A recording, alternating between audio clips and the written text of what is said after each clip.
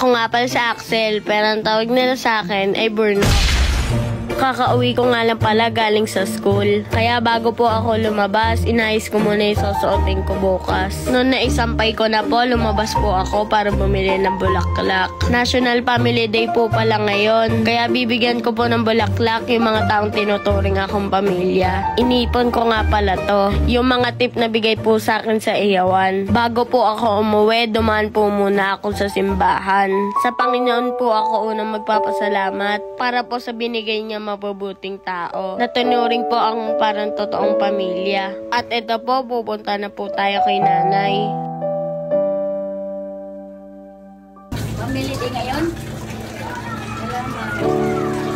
Happy Family Day po, nanay. Maraming salamat po sa pag-aalaga niyo sa akin. I love you.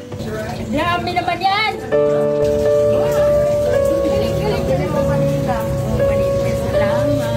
Sa mga tunay ko rin pong magulang, Happy Family Day po. Kahit po magkakahiwalay na po tayo. Nagpapasalamat po ako sa inyo dahil sinilang niyo po ako sa mundo. Ngayon po, pupuntahan po natin yung mga tinuturing akong pamilya. Kasi may vlog man po ako o wala, nagpapasalamat po ako sa kanila. Dahil totoo pong minahal nila ako. Ito nga po pala si Ate Jobel, siya po palagi yung tumutulong sa assignment ko. Punsong anak po ni Ate Jo. Binigyan ko rin po pala si Ate Tina, mama ni Neneng. Salamat po dahil pinakilala niya po sa akin yung totoong kaibigan, si Neneng. Sunod ko pong pinuntahan si Kuya Onyo. Siya po yung poging asawa ni Ate Jo. Siya po ang pinsang buo ng mami ko. Happy Family Day, boss.